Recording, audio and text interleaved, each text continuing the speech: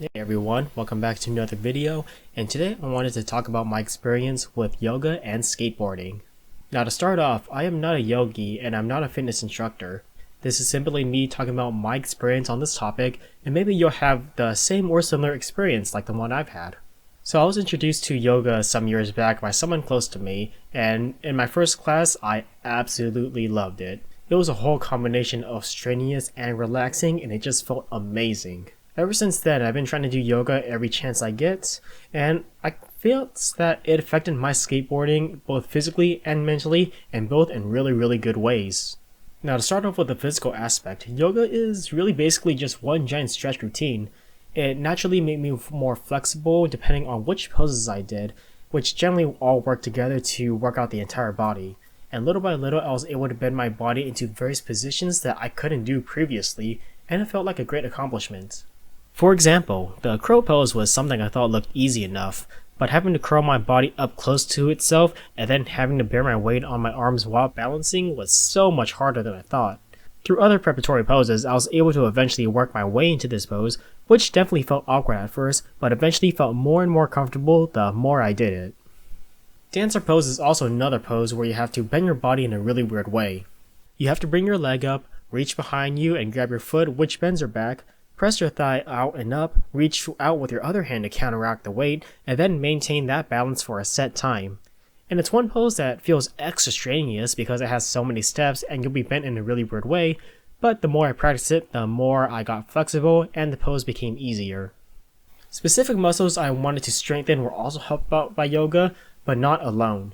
In addition to weighted workouts and the like, yoga helped out with some muscle strengthening, but not all of it. Some areas I felt were weak were my ankles, my lower back, my knees.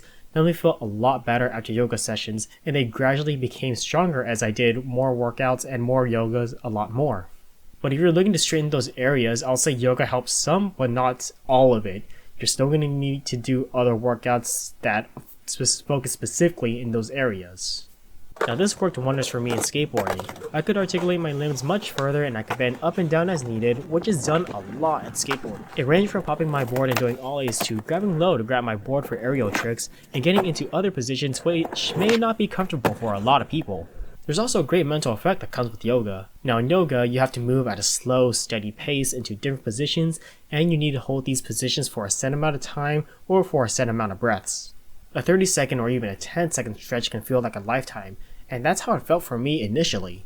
But eventually I learned how to slow down and take my time and how to breathe slow and evenly when holding a strenuous pose. For example, headstands are an advanced move and they're pretty fun, but staying in that position for just 5 seconds can be extremely challenging, not to mention the amount of times I fell backwards when trying to learn the pose. But through practice and patience, I was slowly able to control my movements getting into that pose, and was able to hold that pose a bit longer each time I practiced the pose. Learning how to breathe and be patient during these poses also affected my skating. Anyone that skates knows how long it can take to land one trick or to land like a 1-3 second line, and it can get extremely frustrating super fast to the point where you want to do nothing but just break your own board. When I felt that frustration building up, I could keep that temper in check by slowing down and using those breathing techniques that yoga taught me. I was also able to just grind out a trick and take my time with it because of the patience that I naturally learned through yoga and having to hold all these extreme poses for a set amount of time. Now for the spiritual side of yoga, I can't really speak for it because I don't completely understand it myself, and it's really not as straightforward as one may think. I'm not also in the business of telling other people what they should believe in. And I even read a couple books on the topic of this, and I still don't completely understand because it's just such a vast, complicated topic, but it is something worth diving into. Now personally, I do believe in this side of yoga, but again, it's up to you whether or not you believe in this sort of thing.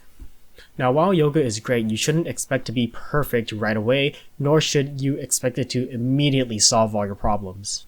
It's a very slow process with gradual results, just like skateboarding. It may take you several tries to get into one pose, and it may take you even longer to hold that pose for a set amount of time. You can easily break into sweat when doing yoga, and it can feel hard at times. But in my experience, it is completely worth it in the end, always. So yeah, that has been another video. If you have any comments or questions or you think I missed anything, just leave me in the comment section below. And as always, I will see you in the next one.